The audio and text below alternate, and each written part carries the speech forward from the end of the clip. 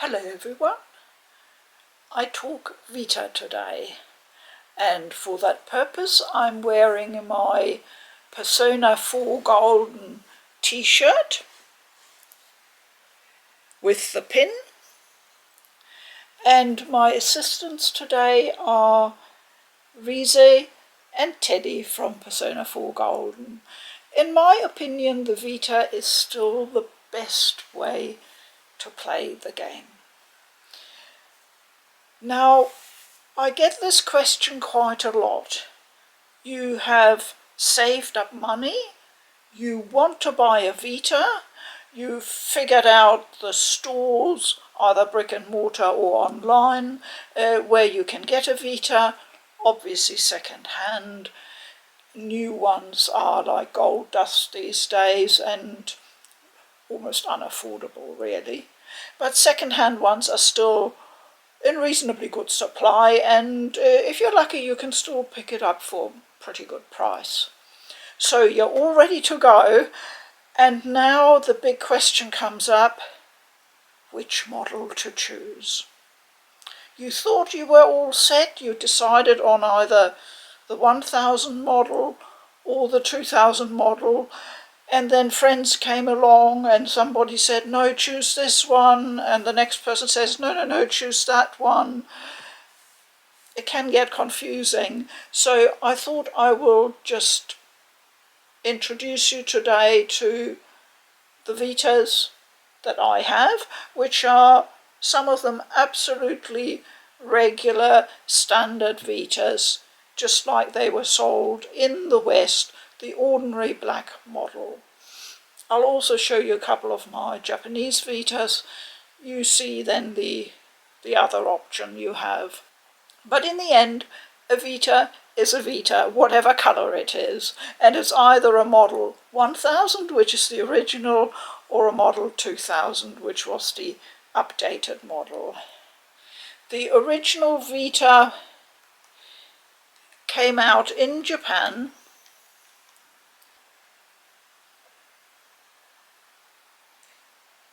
in December 2011. It is almost the birthday of the Vitas, on the 17th, I think, of December. So it's 9 years old. So that's pretty old as far as hardware goes. But don't worry, the Vita is still an absolutely amazing piece of kit. Now, the updated slim version, called Model 2000, came out in 2013 in Japan and came to the West in 2014. So there was only a 2-year gap between the two. The Slim probably sold better. We don't have any sales figures from Sony, of course, because they were able to reduce the price a bit. Therefore, I would say that's probably the model that's more readily available in the market, but there's still a good number of the original model floating about as well. So let's have a look at the features of each model, and then at the end I'll give you a little checklist of what I think it's important to look for when you're buying a Vita. If you're in the lucky position of being able to go physically into a store and examine the Vita for yourself before you buy it, that's of course ideal, because you're buying a second-hand product, so being able to inspect it is obviously the best option, but that's not always possible if you need to buy online, in which case you will rely on photos from the seller and possibly ask some questions. Now, I have booted up all 4 Vitas here, so I can show you the screen just to let you know. I've set the screen to almost top brightness so that it shows up well here in the video, but they're all set to the same brightness so you can compare the picture quality. The first thing you do when you start up a Vita is you have this little funny peel away thingy. And that's what you do. You just peel it away, which is kind of fun. And it reveals the PS Vita screen, the home screen, with your installed games and of course the system apps that are already installed. They're in these little bubbles, which is by now probably a bit quaint. But us Vita fanatics, we love our bubbles. So as you can see, this is a very bright and beautiful screen. I'll just scroll down. I've been lazy here. I haven't set up any particular background theme. Sorry about that. This is just the standard default blue background as you get it when you open up your Vita for the first time. So that's what it looks like. The bubbles almost pop off the screen, and the reason is that this is an OLED screen. And you know what? It's a very good one. I've had OLED screens now on phones for some years, and a lot of them would struggle to rival the Vita. They really put quality components in the original Vita. And you can tell partly by the weight of the Vita. Now, I don't have the figure in my head right now. You would probably have to look it up online to see what the weight is in grams or ounces. But it feels kind of solid in the hand. It's not lightweight. So if you don't like anything weighty in your hands for longer gameplay, then you might want to consider that. Personally, I like it. It's sort of, I can hold on to it, and it's sort of comfortable in a way to have just that solid weight in your hands. Now, if we look around the edge of the Vita, you will see there is a metal band running all the way around.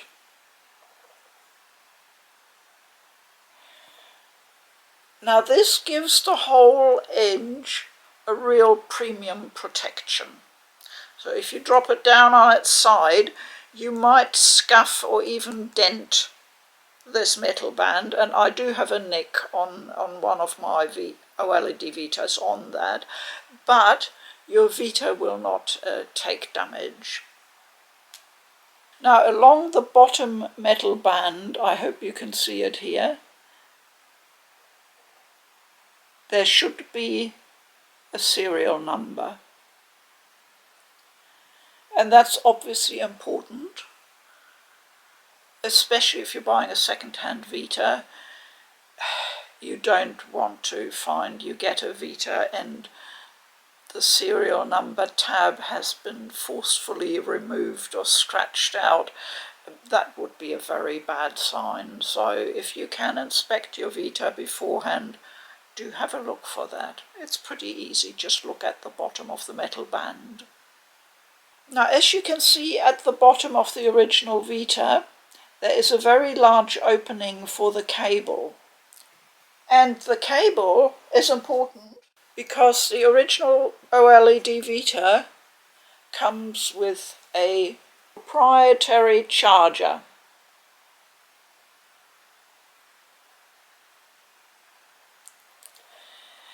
These are now, or can be, difficult to find and to purchase if you happen to have lost your original. So, one of the first things to check when you look at buying an original Vita model is that it comes with the original charger. At the very least, with the cable end that has this proprietary plug on it. You'd be stuck without it. There are adapters available, true, and I think I've got one.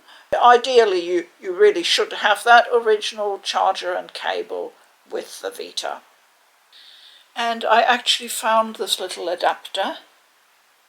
I've got one. As you can see, it's a Japanese one, and it's called a micro USB to PS Vita 1000 adapter. So that's what it does. That's your only other option if you don't have an original cable.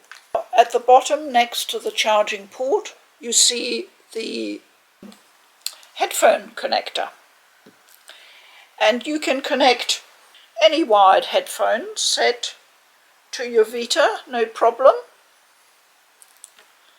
And the nice thing is that it's at the bottom, so you don't get the thing about the cable coming out at the top and dangling over. You know, some phones do that. So that's straightforward for your audio, but the Vita has got one trick up its sleeve, and that is, I'll show you in the settings right now. So every Vita has a, you see that green bubble, it's called settings. That's where all your important system settings are. And under devices, you can set up various things like Bluetooth devices, also an external keyboard if you want to. And you can switch on Bluetooth there. I haven't got it switched on at the moment. And once you do that and enable Bluetooth, you can connect a wireless headset, wireless headphones. I've done it with mine, and it's just magic. It's just magic. The Vita can do that. I can't do that on any of my other consoles. I need adapters or dongles or this, that and the other, but the Vita does it out of the box. I just wanted to mention that. There are obviously a lot of other useful things in the system settings, and you will need to and want to go through that carefully once you've got your Vita. One important item in the system menu is just called System, and there you see under System Information, it will tell you the software version that the Vita is running, and that is of course important to know, especially for people who might want to later on mod or hack their Vita. But also under capacity, it tells you exactly how much room you have on your memory card and how much space you have left. And that is of course an important topic, because we're always running out of space on our memory cards. While I'm on the topic of memory cards, this is a Vita, an original Vita memory card. That's what they look like. And you're asking, do I need one? Yes, you do, is the simple answer. If there is a memory card offered with the Vita you're buying, some sellers just leave the memory card in the Vita when they sell it, because obviously they have no further purpose for it, then that would be a lucky stroke, and you definitely want to factor that in, because as I've discussed in other videos of mine, prices for memory cards are pretty extravagant these days. So if you can get one included with the Vita you're buying, you know, that would be a good deal. So the original OLED Vita, this is my original one by the way, which I bought in 2013. I've been using it heavily ever since. It's now, 7.5 years old, and the screen still looks beautiful on a bright setting, but it's absolutely gorgeous. The battery runs just fine. I haven't noticed any problems. You know, it's a well-built piece of hardware, and occasionally people do get a problem. The most common one would be the battery diminishing and dying. That does happen, but honestly, they should last a long time. So if you're buying a Vita from someone you can talk to, try and find out how much they've used the Vita. If they used it every day for 8 hours, let's just say, then the battery might be getting a bit exhausted. But most people honestly don't do that. And especially people who sell their Vita do it because they've played the games they wanted to play on the Vita and that's it, they're finished. And usually the Vita hasn't had heavy usage with those people, so with any luck the battery should still be in good condition.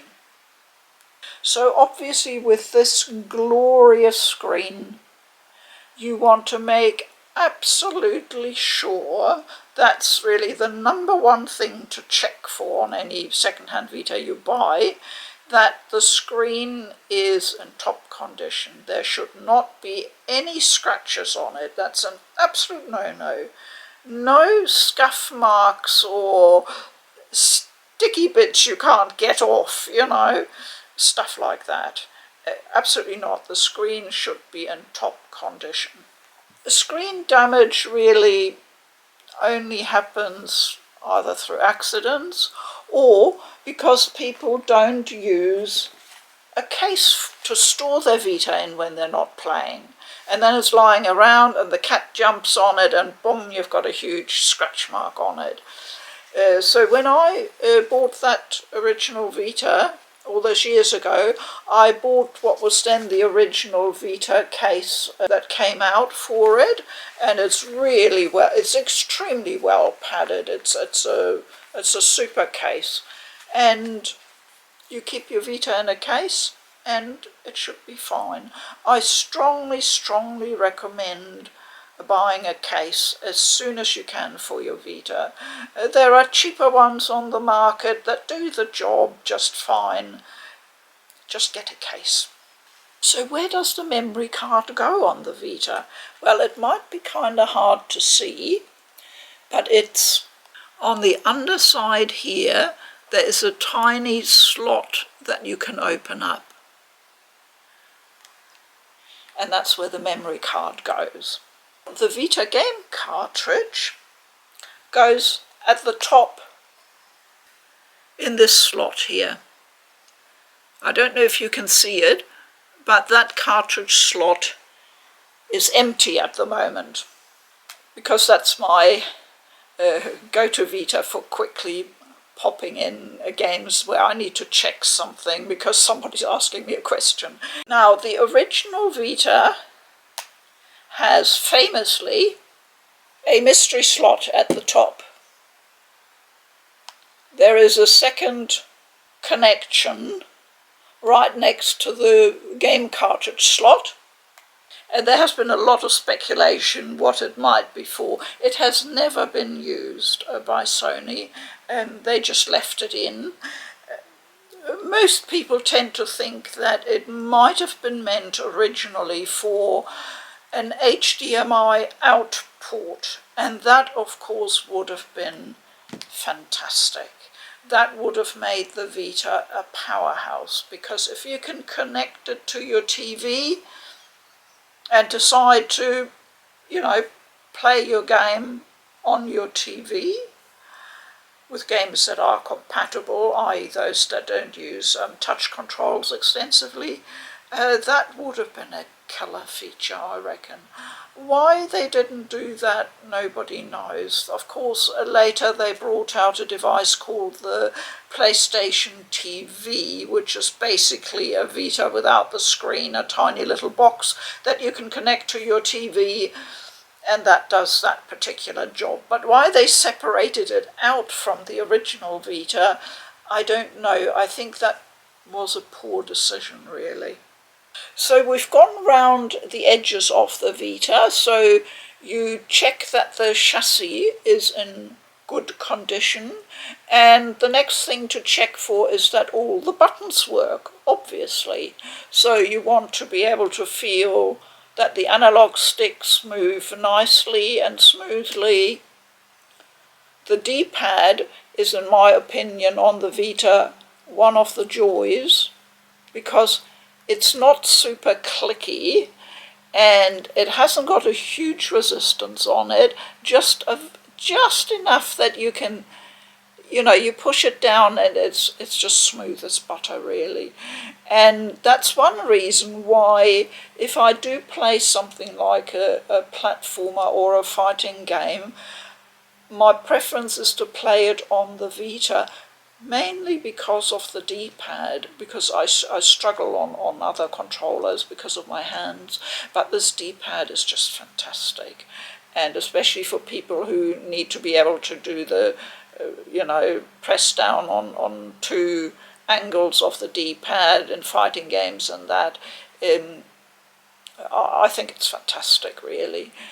And I do notice when I go to a different console and the D-pad is different, I really do notice it. The face buttons likewise operate nice with just a very slight resistance. At the bottom you have two small buttons called Start and Select. They're used like on the PS3 controller. You still have Start and Select just like that, so it's very similar. And otherwise, the options button on the PS4 would be like the start button on the Vita. And a lot of games use it like to start up the game or for specific functions. On the right-hand side, you see a blue button lit up with blue light with the PlayStation logo in it, and that's the PS button, similar to what you have on your controller, sort of in the center, like on your PS4 controller. And that PS button can do a variety of things on the Vita, but most importantly, if you're caught in the middle of a session and somebody says, "Dinner's ready, come over," and you think, "Oh, I haven't saved, what do I do?" You just put your game into suspend mode by pressing that PS button. And it's very similar to what you can do on the 3DS by just, closing the lid down. And it's such a lifesaver. And the Vita will sit there quite happily and not consume a lot of battery at all. We've had stories on Vita Island about people putting their Vita into suspend mode. I've done it with a game still sitting there in the background, and I forgot about it for days. And I think in one case I came back like a week later and I thought, "What's that? The Vita is actually on." And I checked it and there was a game still sitting there and the battery hadn't been exhausted or anything. The battery on the Vita is amazing. So if you have the opportunity to inspect the Vita you're buying and you can boot it up, do check that the battery icon, top right hand of the screen, the green battery icon, is displaying correctly. And when you plug in the power cable to charge it up, it should turn orange when it's charging. If it starts going in with the orange light, it only does that when the Vita is like at 0% battery. So it shouldn't do that when charging. There should just be a solid orange light. Okay, so those are the little things to watch out for if you can. Or certainly once you get your Vita and you power it up for the first time, those are the things you want to check that everything is okay. You have your left and right trigger here on the top, and they're very nice. I really like using them. And you have the rear touchpad, which a few games use, and you can reassign, sort of, it's like rebinding button controls in certain games. You can do that and assign them to the, four corners of the rear touchpad. So we covered the original OLED Vita pretty well. So how about we move on to the slim model? A very very slim model. The Vita 2000. Again, this is the bog standard black Vita. Ooh, I'm getting a lot of reflection there. As it was brought to the West. And this is what you'll probably find most of the time being offered second hand. Now straight away you notice how much lighter this Vita is. It is lighter and it is very, very slim compared to the original 1000 model, which is a bit fat with a PH. It's a fat one.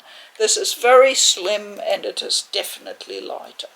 So it's, if you're playing like 2 to 4 hour sessions on the Vita, you might really notice it because your arms won't get tired. Otherwise, the arrangement of facilities is very, very similar to the original Vita. Tiny changes that on the bottom right hand side, the start and select buttons have become round instead of oval. There you are. So slightly easier to press. With the original model, I have to sort of do it like with the fingernail. So on this Vita, you can see I've done a bit of customization. I've got a starting screen where I put a favourite picture of mine. And I've used a theme background, again from Caligula, to spruce up my home screen. Otherwise, you can see the top slot there. I don't know if you can because it's black. I might show you again on my silver Vita, it might be easier to see. There's obviously only one slot on the top, and that's for the game cartridge. They've dropped the mystery port in the slim version. Otherwise, it's the same arrangement for your volume buttons. You can see it on the original Vita, the 2 round buttons here for volume control. Same arrangement here on the slim Vita. At the top here, same arrangement with left and right triggers and all the other buttons, the PS button, it's all the same. The rear camera is still there, just like on the original, and the camera on the front, which is a tiny one just above the face buttons here. Now both those cameras are not particularly strong, and nowadays with the fantastic cameras we have on smartphones, you're unlikely to want to use it, but it is there and it is usable. I just tested mine today and it works. So all your photo items will be kept in this particular menu. And in the gallery, you can access all the screenshots for your various games and also your camera images. And I'll just show you the quality of the rear camera. This is 9 years old, so not surprising, it's a bit fuzzy. But hey, in an emergency, you can take a snapshot with it. And screenshots, all your individual games have their screenshots in folders. They're easy to access. So what's the important difference about the slim Vita as compared to the fatter OLED? Well, apart from, weight and handling, the screen. The screen would be possibly the biggest difference. It is an ordinary LCD screen, not OLED. You have to decide for yourself if you'd be happy with that. I was very reluctant at first to buy a slim Vita at all. But in the end I decided I had to have one simply as a backup and in case something happened to the older ones. And I found the transition from the OLED screen to the LCD a bit troubling at first. I'll be honest, I always am. It took me a while to get used to it, but I found that once I'd really got into a game and I was playing, and I suddenly looked up and I thought, yeah, I'm actually not noticing the difference anymore. I'm not thinking about it. My brain is not saying, ooh, this is just an LCD screen. No, I was happily playing. The quality of the LCD screen is good, and I found that for certain games, I think developers sort of optimized for that screen, especially the more recent visual novels and ones that use sort of subtle pastel colors, that sort of thing. They look really, really good on this LCD screen, whereas they might not so much on the OLED.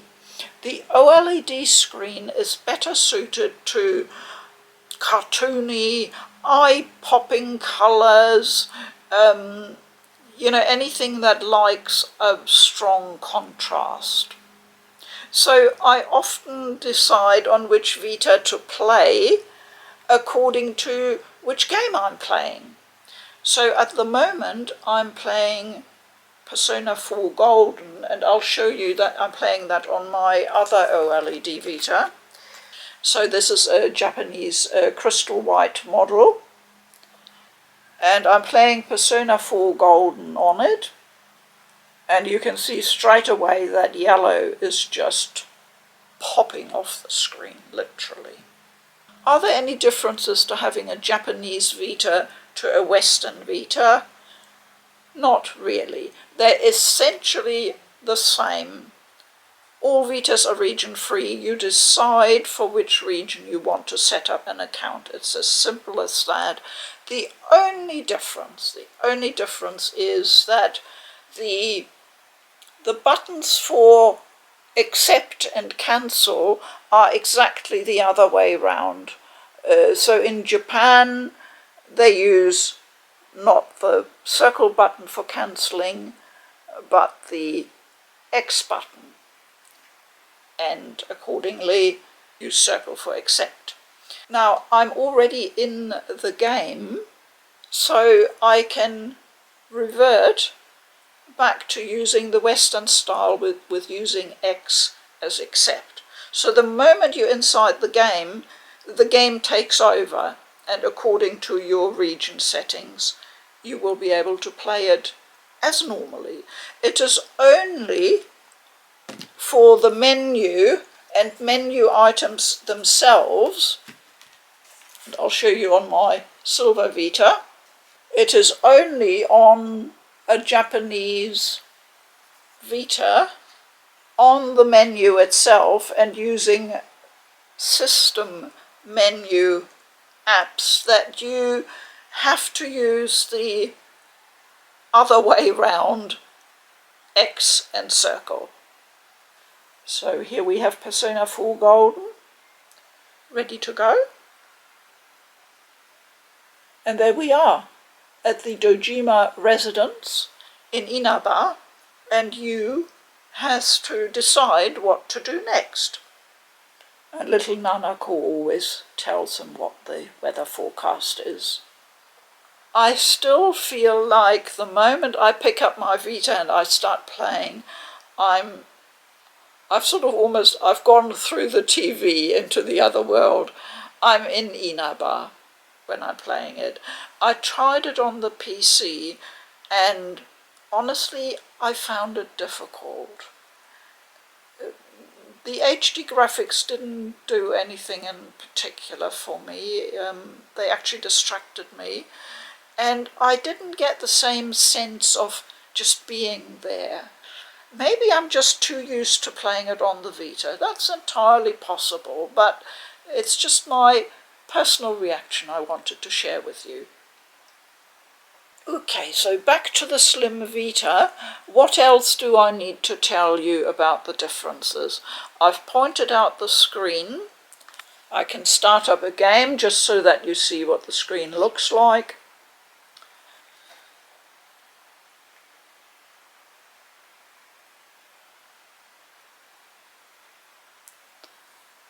Honestly, there's nothing wrong with the screen.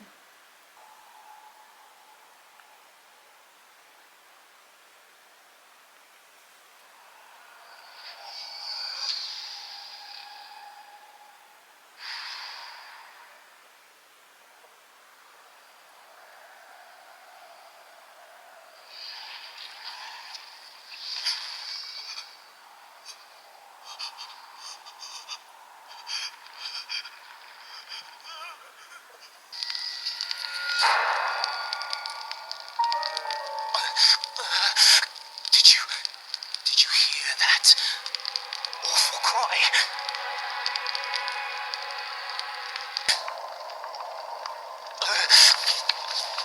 What should I do? I'm next. I can't bear to think of the pain. How terrible it must be.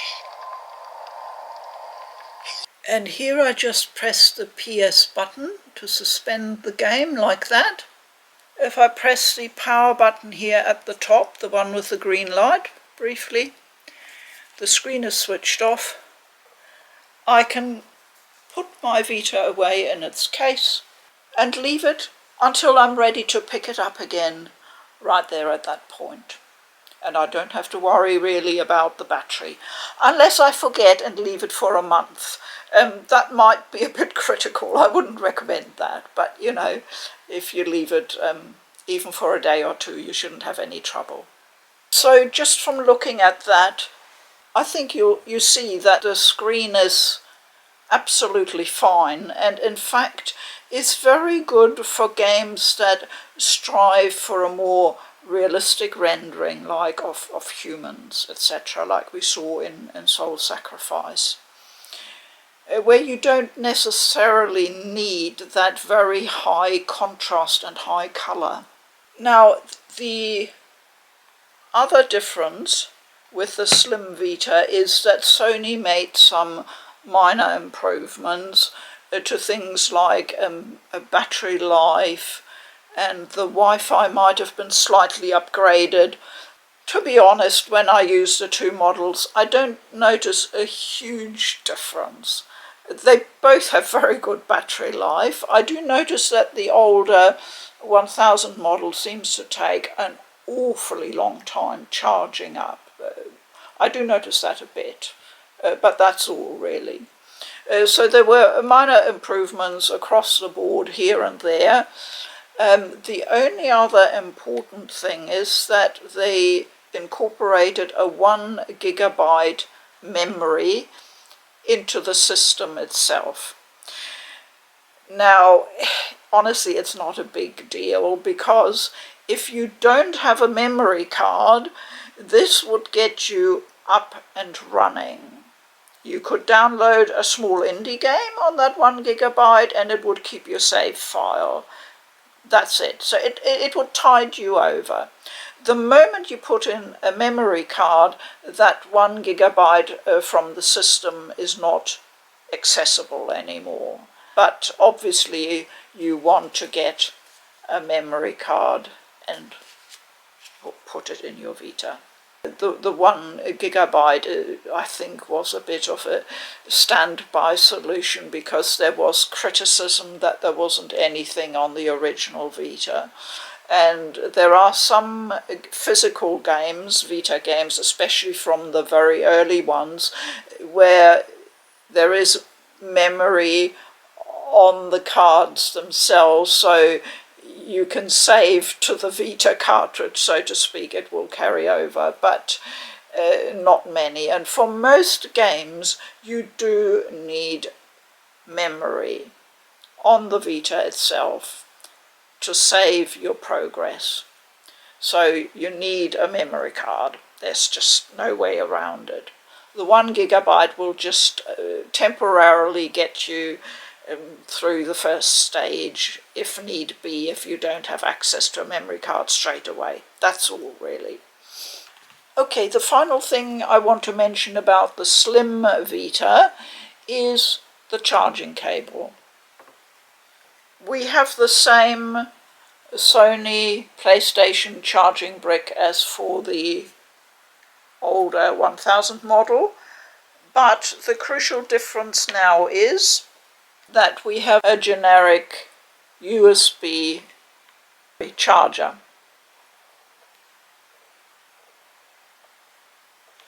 I call that a USB-B adapter. So it is not a C, it is not USB-C. It is not. Some people say that, but that's not right. At least you can easily buy a replacement cable if you lose it, or if your Vita comes without it. So for a lot of people this is really important, that they can just go on holiday or on a trip, take their Vita, have their, just that little charging cable, and they can go and charge their Vita. They don't have to worry about taking the original proprietary one. I'd have to say, for me personally, it's never been a huge consideration because I charge my Vitas at home. I've never found it a big issue, but it really depends how you're set up. As you can see from this, choosing a Vita, which model, is very much a question of personal preference. If you really, really like the lightweight and very slim form factor of the Vita 2000 and are happy with the LCD panel, then that's a good way to go.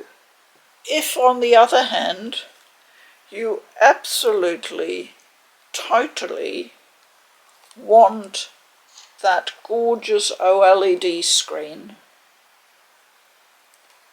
and that is a top consideration for you, that you just love that vibrancy, and the games you want to play would really benefit from that screen, then I think that is really a very important factor to consider.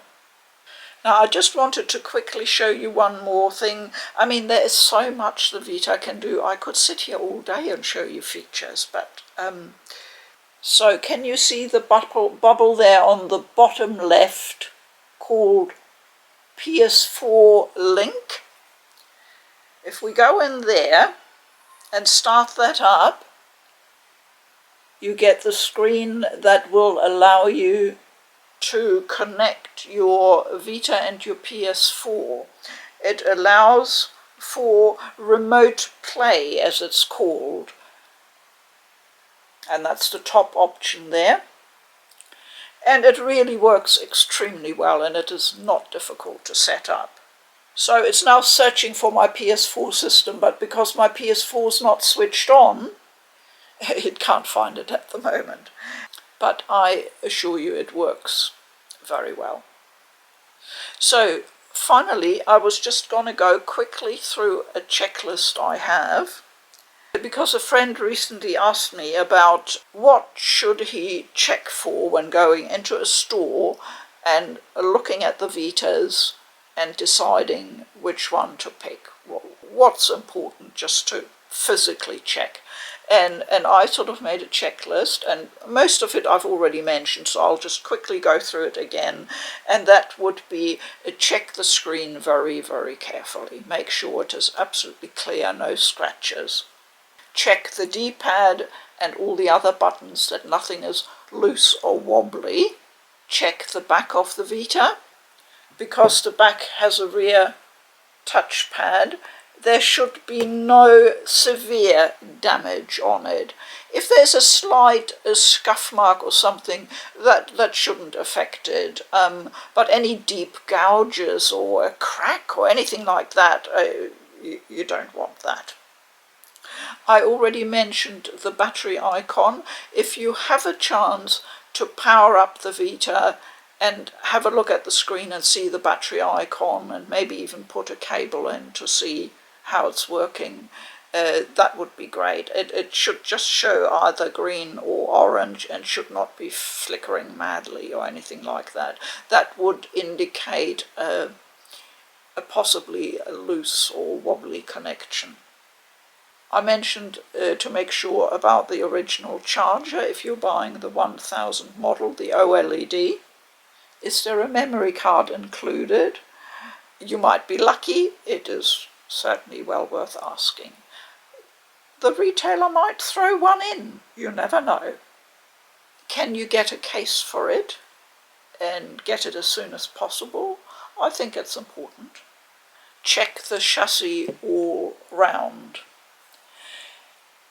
It's obvious, we've already sort of done that and inspected it all round, but you don't want, you know, where the faceplate meets the outer rim or the screen meets the faceplate. You don't want any gaps showing there, like it's, you know, coming apart or anything like that. That would not be a good indication, I don't think. I already mentioned the serial number at the bottom of the metal band there, and for the Slim Vita it's similar. One important thing, in my opinion, and I'm quite fussy as you know, but that has its advantages. Here is the game cartridge slot. You can see there's a cartridge in there right now.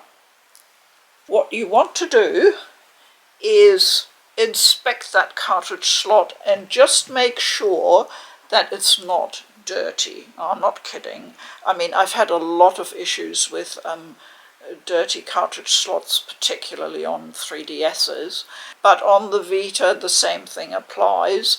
If you have a little flashlight or torch or just your smartphone flashlight, you know, just shine it in there. There shouldn't be any obvious gunk in there. You don't want that. That could really, really cause problems. So that was my little checklist for a physical checkup of a Vita you're thinking of buying. So I think I've covered the important aspects of what makes the two models different. But there are also many similarities, don't forget that. They are both Vitas, first and foremost. Any questions, you know where to reach me, either here on the channel in our weekly chat or also on Twitter if you like. Thank you very much to my assistants today. Teddy says, thank you for watching. I hope you find the Vita of your dreams. Do let me know when you get one, and until then I bid you farewell. Please keep well.